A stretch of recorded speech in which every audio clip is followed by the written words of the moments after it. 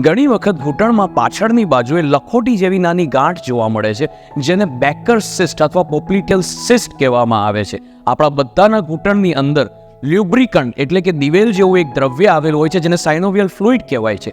કોઈક કારણસર ઘસારાને કારણે, ગાદી ફાટવાને કારણે, કોઈક વસ્તુના રિએક્શનને કારણે કે સંધિવાના કારણે જો એનું પ્રોડક્શન, એનું મેન્યુફેક્ચરિંગ અથવા તો એનો અંતઃસ્ત્રાવ વધી જાય તો પાછળની જગ્યાએથી એ રસ્તો કરીને પાછળ નાની ગાંઠ બનાવે છે, જે જ બેકર્સ સિસ્ટ કહેવાય છે.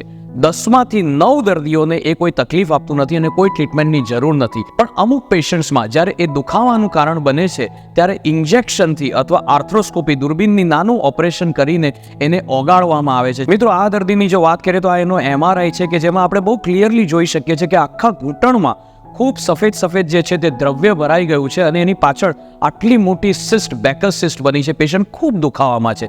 એને આર્થ્રોસ્કોપીથી, દૂરબીનથી તમે આ જોઈ શકો તે પ્રમાણે પાછળ આવેલી ગાંઠને રિલીઝ કરવામાં આવે છે. એ જે વાલ્વ છે પાછળનો સેમી મેમ્બ્રેનોસસ વાલ્વ, તેને રિલીઝ કરવામાં આવે છે. એ ગાંઠ એનાથી બેસી જાય છે અને દુખાવો નીકળી જાય છે.